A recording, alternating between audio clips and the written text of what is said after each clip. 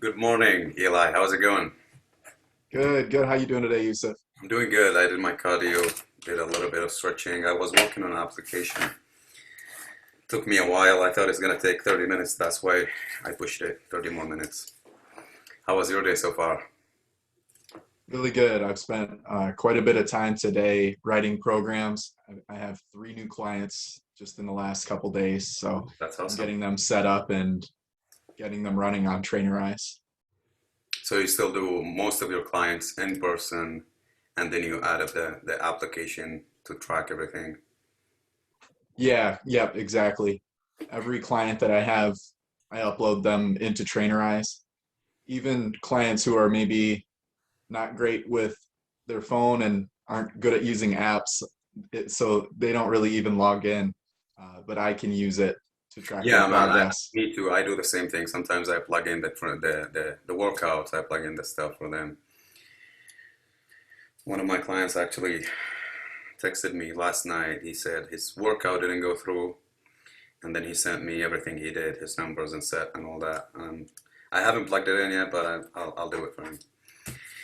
Okay, so topic of the day. This is the third episode. This is actually running smooth. I got a couple people reaching out uh, for adding them as guests in the podcast. Looks like Awesome. it looks like we're doing this for a while. Yeah, I got my we'll keep cousin, coming he's out a with them. doctor. My cousin is a doctor. He's a what do they call him? Anesthesiologist, just the Yeah, person that does the anesthesia in the hospital. Yeah, he's been training for a while, for years now. So he wanted to touch about the busy lifestyle, work schedule, and all that, and how you kind of balance this out with your training goals or body composition goals. We're texting about it today. Probably gonna chat about it tonight. Maybe we have him next week. Mike wanted to join in. Did you talk to Mike? I did. I did. I Yeah. talked to him a little bit. I said maybe we'd have him on as a guest in the future. Yeah, that'd be awesome because he's doing his first competition prep. He can add up some content. One of my friends who was an actor, he lived in LA and he just moved out back to my country. He did boss podcasts for a while. I thought we might bring him in. He can add up some value in the fitness industry and how it relates to acting and stuff like that. So this is something new that we can add up. Rob Child, you know him? Yeah, Yeah, he's got tons of things to share with cancer, losing weight, all that, a lot of stuff. I was actually just texting him right now when I told you I need a couple minutes. I love Rob. He helped out with my girlfriend's prep a little bit toward the Yeah, start. He was running her diet and she was doing totally meatless, basically vegan. yeah. I believe she would have some eggs sometimes. She just doesn't like the taste of most meat. It's not that she is straight up vegan. She'll eat burgers, Mm. anything that tastes good, but that obviously doesn't work very well for a prep. So Rob was helping quite a bit Yeah, and showing it's her tricky high for these protein, guys. hmm high He's got protein he's got tons of knowledge. vegetarian foods. This guy got tons of knowledge, man. He knows a lot of stuff. He's been doing his own podcast. I believe he did. I believe he's in the 30th episode or something like that. He's been doing it for a while. Yeah, we want to get him in. Yeah, he's talking to some really cool people too, some famous people, I think, in the MMA industry, quite a few fighters he's talked Yeah, to he my texted knowledge. me. He So texted me a while ago. He said he's texting me right now. Yeah, he said I didn't open his text until today. He texted me back in I don't know November or December, and his text just got buried in my phone. But I read it this morning doing my cardio, and he said, if you have a spot for an MMA fighter on your team as a client, and I, for whatever reason, I didn't open his text till today. But yeah, man, we should get him in. Definitely. Okay, stress, mental health, and training. That's a big topic to talk about today. I remember last weekend when we went out to eat. I got two burgers, finished the whole fries, then went to get some desserts, and then I went back home and I threw up everything because I just overdid it. Mm, So I'm still kind of struggling with the eating disorders that I had. I still got it in me. Sometimes I just binge. And I remember that you told me, well, I didn't tell you that we were going to bring this into the podcast, but I actually want to bring it to the podcast. On your prep, when you fell off track, I remember you saying part of the reason is when we went out to get the cheat meal, and I was telling you, no, get another burger. Let's kill all the cravings. Tell me about it. I definitely don't think that's the reason I fell off track.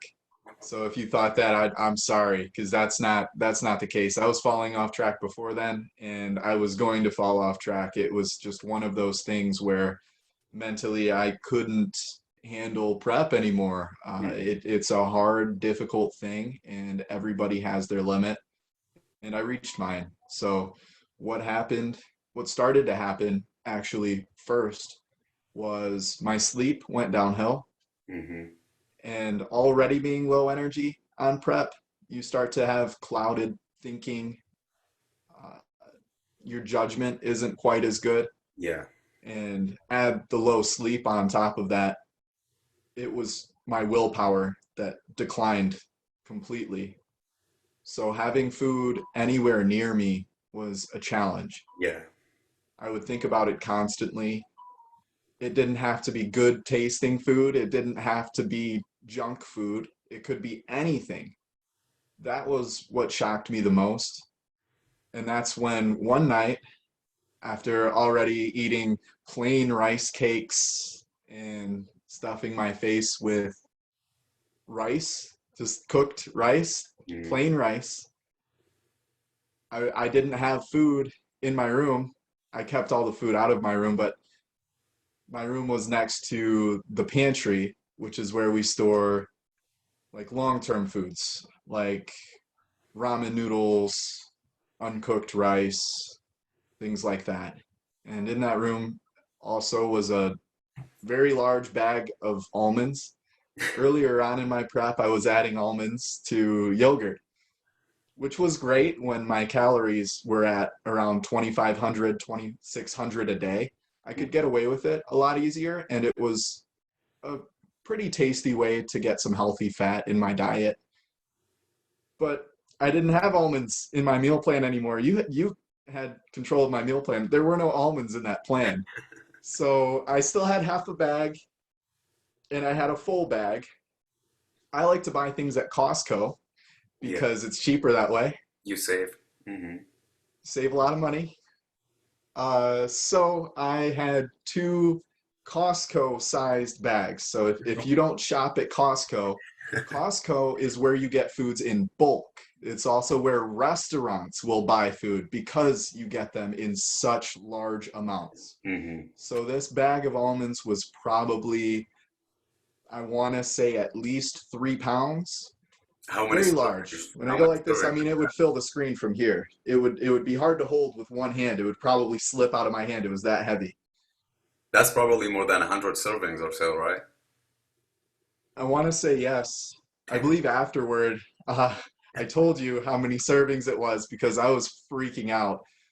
I'm sure the viewers know what happened next. I dug into that bag of almonds. There was no other food around me. My willpower was gone, and I just wanted to eat and eat anything. So It's I crazy. just I Your just body started just with a takes handful. over. What's that? I said your body just takes over when you lose it and you start binging. You can't control it. Exactly. Just dig It in, just not stops. think of anything. Just push everything and just. It's Yeah, crazy. it was insane. I mean, I had a couple. I never wanted to eat the whole bag. That wasn't a thought that went in my brain. It was just, let me have a couple, let me have a couple. It won't hurt my prep that bad if I just have a few. These almonds were unsalted and unflavored. There was nothing addictive in these almonds. It wasn't like Pringles, where you can't just have one, or Doritos, whatever chip, where they have MSG and things in them that make it addictive. So it's hard for regular people to stop eating them. These Yeah. almonds were just normal, plain, unsalted almonds. Man, And I'm I glad was, it wasn't salted. If it was salted, your body would have been just shocked with the amount of sodium. yes, yeah. Like I mean, I the did binge on calories you the had. salted ones before too, but that was more like half a bag, so I didn't die. But yeah, with that quantity of almonds, I could have been in the hospital. It's funny, but it's not because it's kind of scary. I was Yeah. laying there like this for hours after I ate them. I think I might have fallen asleep in the chair that I was eating them in. I didn't even go back to bed. I fell asleep and I had this empty bag of almonds, this massive bag just sitting on me, and I was like, this was what, 2, 3 weeks out from my show? I know, right? Yeah. It's Yeah. probably 3 days worth of calories in that bag of almond. Yes, Yeah. easily, easily. Mhm. Well, So, I'm glad it wasn't the burger because I this is a mistake that I wanted to confront myself because I've done this with another client. He was deep into his prep and he was almost giving it up, like almost deciding not to do the show. And I said, let's have a day off the diet and see how it goes. And he lost it. He fell off track. He didn't do the show afterwards. And then he had a really bad rebound with edema and all that. And now when we had the conversation this last weekend, I had the same thought in my mind. I was like, man, I thought I'm helping him by giving him another burger just to kill the cravings and get him back on track, but it might have caused a problem. So I wanted to ask you this raw on the podcast, just to learn something about it, learn something from it. But yeah, this is something I should pay attention to, especially with people who are struggling with controlling their diet and controlling eating disorders and stuff like that. Because it gets really tricky when you're stressed out, when you have things come up in your prep and you're already mentally weak, you can't take anything, and a bad thing happen. Bad thing happen, just like what happened to you in your prep when your father passed away, and this has happened to me in my first prep too. I was 4 weeks out, and it happened. I feel like the prep helped me a lot to kind of get myself out of that bubble, out of that dark cloud. Because when stuff like this happens, you don't want to talk to anybody, you don't want to go out, you don't want to eat, you lose interest in everything, and you just keep looking at your life, looking at all the memories. And I feel like prep saved me that year because I was pushing my meals, I was letting it go in the gym. I couldn't sleep. I remember I couldn't sleep that night when it happened. I was just laying down. I was in denial. I was shocked when they told me my dad has passed away. He was in his early 50s. And I was just going through childhood memories. It's crazy because I'm feeling it right now. I couldn't sleep, and then 6 or 7 hours later, I found myself in the gym. I just went to the gym to train, and I saw my friend Devin, and he was talking to me, and I was standing there. I wasn't paying attention to him, obviously. And he was like, "Are you okay? What's wrong with you?" And I said, "I'm sorry, my dad just passed away a couple hours ago." I was like, "Oh, I'm sorry, man. Sit down. I'm sorry, I didn't know." I was like, "No, I'm good." And I just let it go in the gym. I just go, and I feel like pushing weights and pushing myself takes my mind off things. And sometimes it helps with your energy, that negative energy, when you channel it and use it to do something good. Yeah, it can be really helpful. I feel like I get in shape when I'm stressed out because I go to the gym a lot. But it's a big thing. It's related the your mental wellness or maybe your mental stress. You can use it towards your fitness goals in a good way. I agree. Yeah, when I had the news of my father passing away, that night I just wanted to drink and pretend that it didn't happen, Hmm. that it wasn't real, and it didn't feel real. It's a strange thing when people close to you just disappear. Yeah, And I wasn't even that close to him, and I know how close you've told me how close you were to your father, so I can't imagine what I felt. Probably 10 times that is what you felt in your heart. So it's a very difficult thing. But I can say I fully agree that if you are able to take that stress and use it and harness it, it can help you in the end. hmm, Now, it took me a minute to recover. I don't believe I went to the gym that night that I found out or the following day, but the day after that, I was back at it and it felt amazing. Even being that deep in prep, lacking the strength with compounds, especially carb depleted, can't get as many reps as you can normally. Even with all of those things, it felt amazing. Just even just curling 20-pound dumbbells and struggling with every rep, it still feels great because it adds purpose. I think the stress adds purpose to what you are doing, and it yes, makes you feel like what you're doing matters, and it matters intensely. It's not a small thing anymore, and it's not just about you.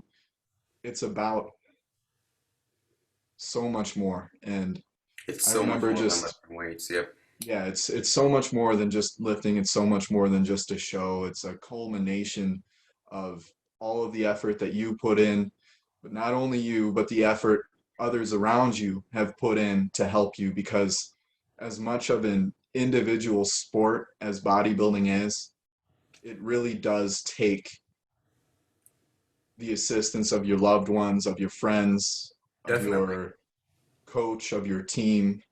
That's what helps you get to the stage, and that's what helps you get ready in time. And it's a big deal. So yeah, take that stress and use it, because everybody who does a prep, you're going to be very stressed. Mike, if you're listening to this right now, you're just starting, but I've told you before, the stress is going to get intense, Yep. but Things happen. use it.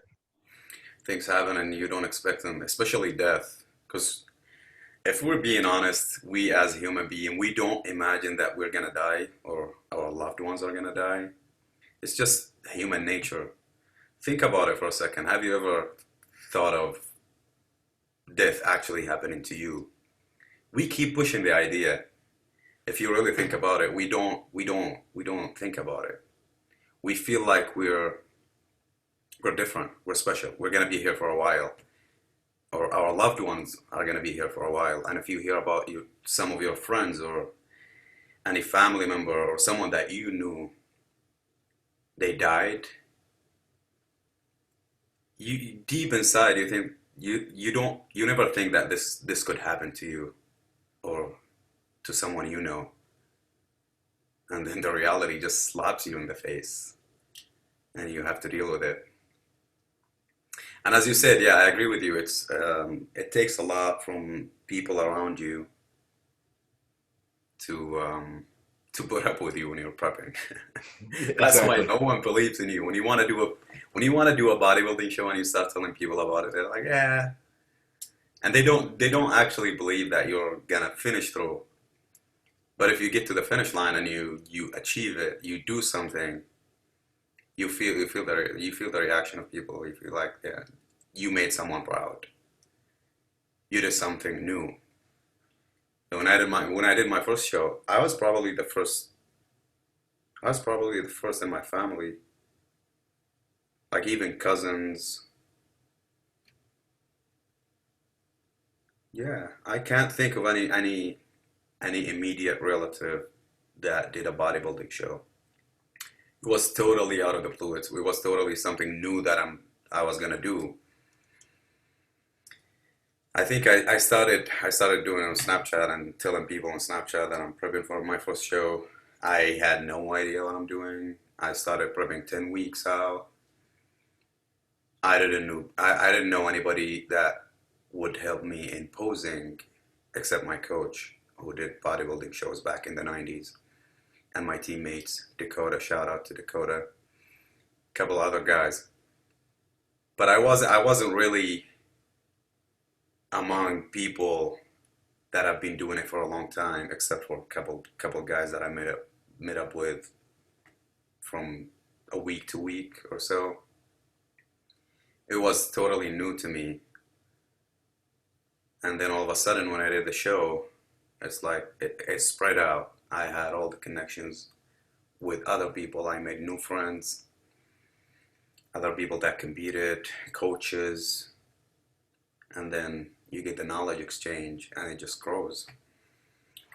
I keep telling people now joining the team. I keep telling them, you guys are blessed. You're privileged because you're around a lot of people that have done it, done mistakes. I know a lot of people. You can see it on stage. You see a lot of people that do it, and you can tell that they don't necessarily know everything they're doing because they don't have the support or the friends who've done it, even imposing.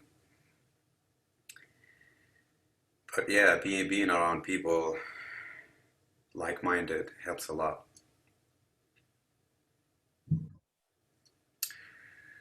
Yep, it can be stressful, but it can help with mental health, and this has been proven in studies. I mean, forget about the studies, we've been through it. You can tell that keeping yourself on the diet, it gives you the satisfaction of achieving many goals every day, and then you keep visualizing and you keep walking, and everything falls in place. I love that. I love that because it really does feel especially close to the show when hunger and everything else is so difficult, as we've said. Every single meal feels like a victory. And Yeah. every single time that you say no to meals that aren't conducive to you winning your show, that's a victory.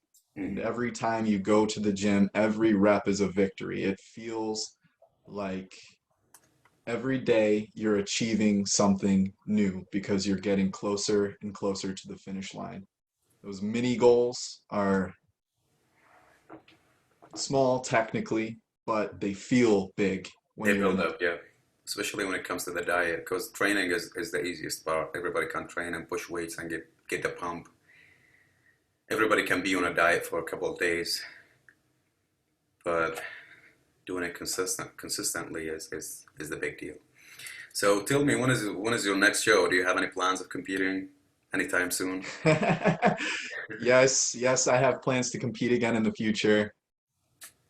Are I you think to talk about that, we have to talk about how things went after my show because that really changed things a lot. I had big plans for this year to compete toward the end of the year or early next year, me too, but man? yeah, oh, that's great. Yeah. In full honesty, though, in full honesty, it took me 3 months to get back on track. What That's happened? a long time. It's a long That's time, a three long months time ago. to go without consistent training, and that's a long time to go without consistent nutrition. So I feel now, right now, today, I feel like I'm back to the strength that I had before I started my prep. It feels good, right? It feels great. It really does. And it feels like a fresh start. But that's how I'm going to treat it. I'll treat it as a fresh start. And, before when I did my last show, it was an exercise in therapy in a way. It was, I needed to do something and I needed to do it now for my mental health to help me feel just better. I was in a bad place. That said, looking at it from more experienced eyes, I think I could have done very, very well with a show maybe 3 months later than the one that I had, Hmm. and spent a solid 3 to 4 months building more muscle, building myself up. Because when I started my prep last year, I was coming off of about 3 months of no training. I'm very up and down in my life. Yeah. But now, with the experience that I've had, to answer your question, finally, I'm looking to do a show next summer. I want to take this entire year To and get just stronger. build, build, build, build. Even if it takes a mini cut or two in there just to keep myself from pushing higher body fat percentages than are reasonable, without just one diet. That's what I'm planning to do. So What do you you what? said you were going to do a show later this year? Yeah, I'm planning to jump in a show. It's been a while, man. It's been more than 3 years or so. Wow, that's a big Yeah, deal. it is a big deal, especially for me because I had problems with kidney blood pressure and stuff like that, and I had to take it easy and then kind of start over basically, and that's what I did. And then COVID hit me. Yeah, me too. Me Yeah, too. That really takes you out of the gym, doesn't it? yeah. You lose a lot of muscle tissue. Have you noticed that with your clients? They lose a lot of weight, and then you struggle to get it back on. And then, I have noticed that. I had a client catch it sometime last month, and they were out for just a week, Mhm. vaccinated and everything, still caught it, still had it really bad for four Yeah, days. And even they're if in the a weight symptoms loss are not, phase anyway, but they just dropped weight like crazy. I know Just you get catabolic. Even if your symptoms are not, my symptoms weren't that bad, but I lost a lot of weight just sitting home doing nothing. Yeah, I'm usually in my 230s, 240s when I'm in the off season or the improvement season or whatever you want to call it. But this time I'm around 210. I'm smaller, but I feel good. My strength is getting back up gradually, getting in shape. Feel good about it. I don't want to push it. I don't want to set a date and then kind of use all my cars to get in shape and then I sacrifice muscle. I want to just kind of cruise into it. And when I feel like I'm around this 3, 4 weeks out mark, I'm gonna sign up for a show. But I feel like it's gonna be in between May, July, something like that. Yep. that's great. That's What do you great. think about mini cuts in your off season? You mentioned that.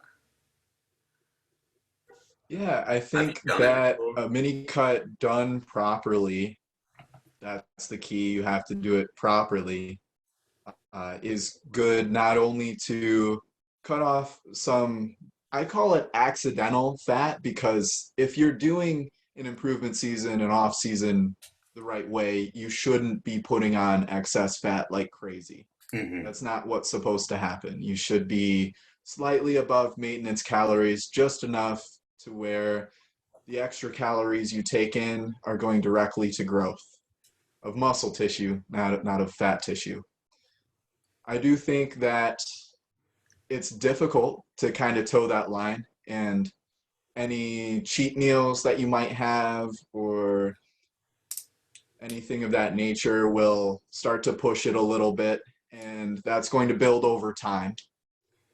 Another thing that I think a mini cut is good for during an off season is to resensitize your body to insulin, Hmm. because I think if you're really pushing the calories for a long period of time, that's going to go down. Insulin sensitivity is going to decline. And obviously, it declines as you gain fat tissue as well. So it's almost the same thing. I think that mini cuts are also a great opportunity to switch up your training style with a new calorie restriction.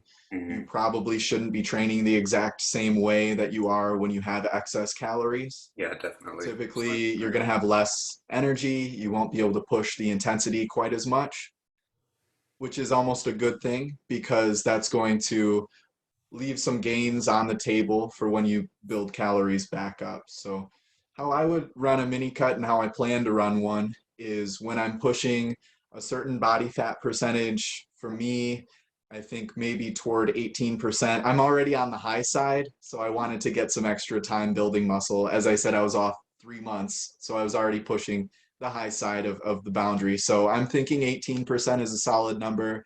You That's think where you're your abs 18% body start fat to look now? soft. What's that? You think you're 18% body fat now? I think right now I'm probably 16%, I want to say, unless I I'm don't just think so. You super don't look bloated. like. I haven't seen your midsection, but you don't look like it. If I will look at you with your shirt on, which is obviously it's not going to be accurate, but I would say 15. Okay. Or That leaves me a maybe couple less. more months actually. That leaves me Maybe less. You look probably an really good extra in the month and a gym. half that I can Mhm. gain. Well, I've done mini cuts for my clients. I haven't done any for myself. I mean, it's actual cut, what I would call it, if I'm doing it myself. But I've done mini cut for hard gainers, and the reason is they're tired of pushing calories. They're tired of pushing the carbs. So you want to kind of starve, not really starve them, but kind of let them miss the carb for a couple of weeks, not really 6 or 8 weeks, and then they can push food back in. And the other idea is if someone is getting too fat in the off season and you wanna get them down. Yeah. There's a lot of people overdo it. Even if you do a structured diet for an off season or for bulk season, people overdo it. I think it's really hard to find your maintenance enough to do it well, even with structure. Obviously, structure helps, but when you're really trying to hit that maybe 100 calories surplus per day, I don't know what you would say. 100 calorie surplus is really tricky. I believe you can't control 100 calories. Exactly. You'll be fluctuating between 250 and 500.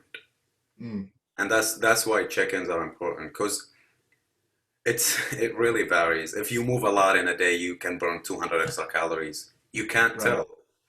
If you Mm. add oil spray and a couple sauces, you added up 100, 200 calories.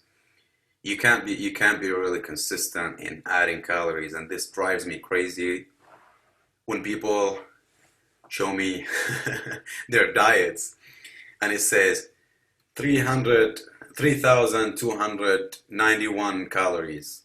Like you don't have that control, guys. Come on. You can't be that precise. I think you're an absolute failure if you hit 3,295. Those 4 calories, they add up. I'm telling you, you got to stop it. Stop This is the chewing secret, gum. right? It's bad for your Yeah. prep. They're like I mean, you count calories like this. You be really strict when you're on your prep. But then you're in the off season. You think of it this way. I'm going to maintain and feel like I'm satisfied. And this is and you probably end up doing a surplus of 200 every day. Because think about it. If you do 500 calories surplus every day, you're gonna gain a pound of fat every week. Because it's 3,500 calories for a pound of fat. So 500 is a lot, especially if you do it consistently. You don't want to gain 52 pounds of fat in 52 weeks in a year. That kind So of touches on a good mental aspect of the sport too, because just speaking from my experience, if I felt it, I'm sure other people out there feel it.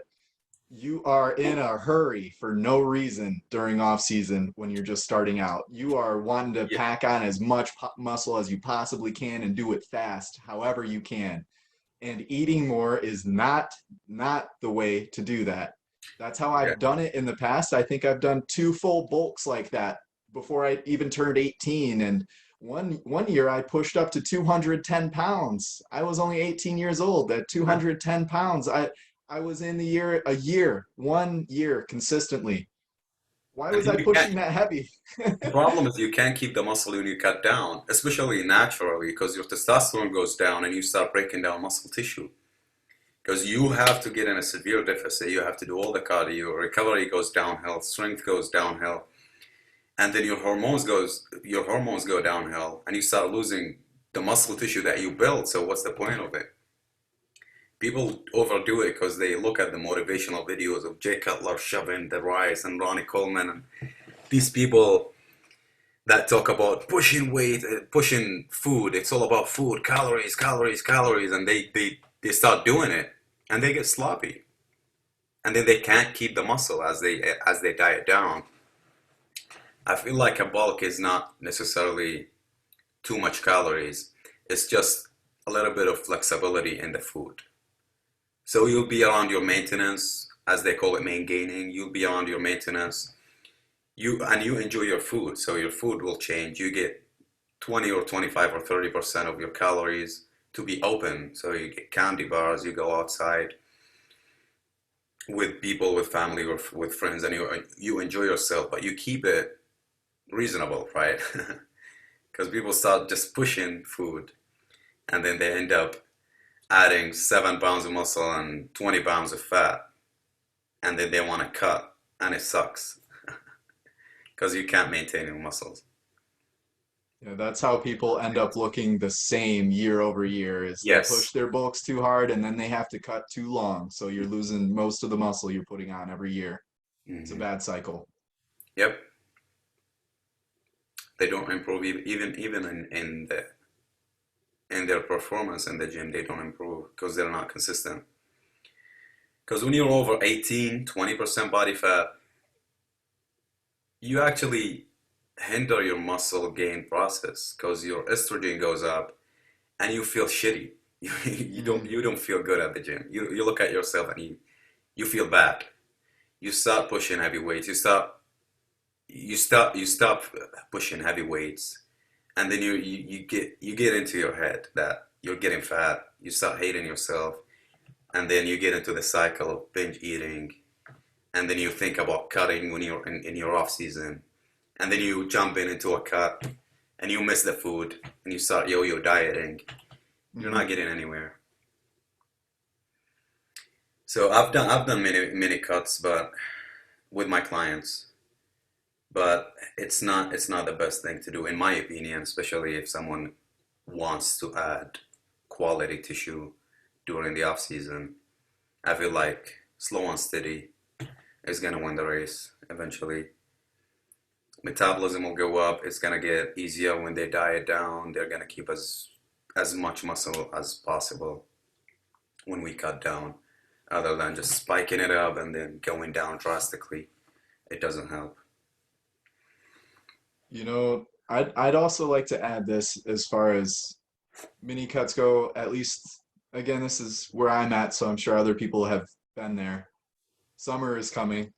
Hmm. It's kind of hard to be this deep into a bulk, even if I might be 15%, even if I still have visible abs, they might be a little softer than they were when I was on stage. Hmm. But it's hard for me to imagine walking outside or going to the lake, going to a beach, looking like I look right now.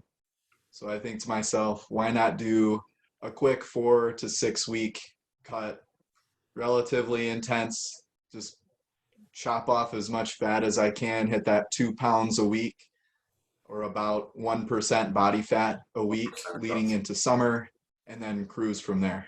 Yeah, yeah, that's a good idea, especially coming off a period where you weren't really consistent and you're off shape.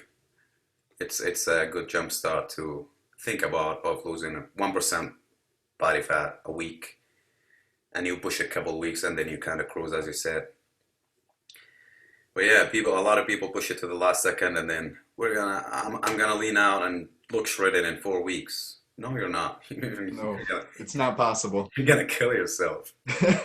Yeah. if you have 20 pounds of fat and you want to drop 15 pounds of fat and you weigh 150 or let's say 200, how many percentage are you going to drop in a week? You can't drop 5% body fat a week. Yeah, it's a little hard. It's hard. It's not a little hard. It's hard. Right. Yes. Especially when I you and twist I it would up like to add too, pushing that 1%, which for a 200-pound individual, that's 2 pounds 2 pounds every a week. single Yeah. week. Yeah. That's hard. That's not easy.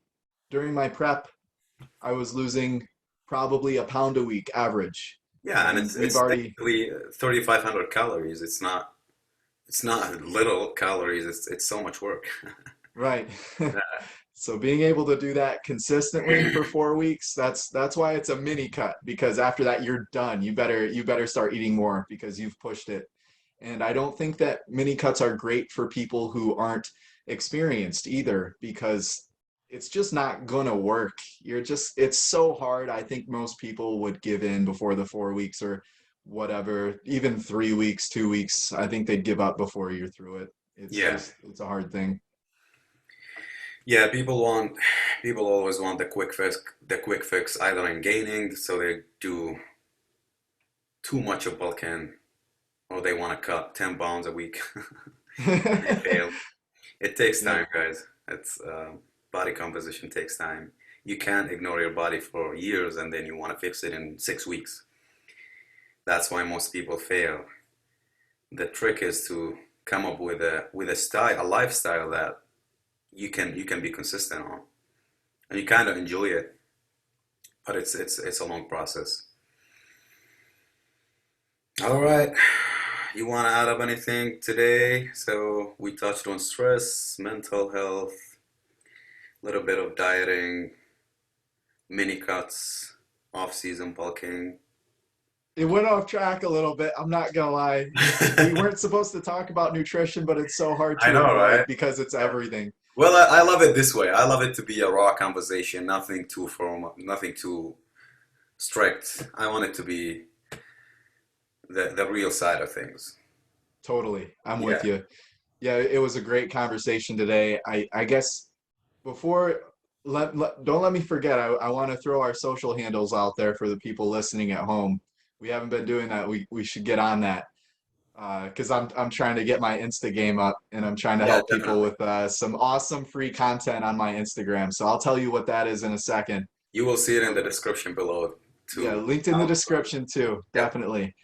Also, our podcast is now available on Spotify. It's available on, what is it, Slacker? I can't even remember some of the names of the. It's on like 5 different platforms. Wherever you listen to podcasts, type in Classthetics Podcast, you're gonna find it. Yes, sir.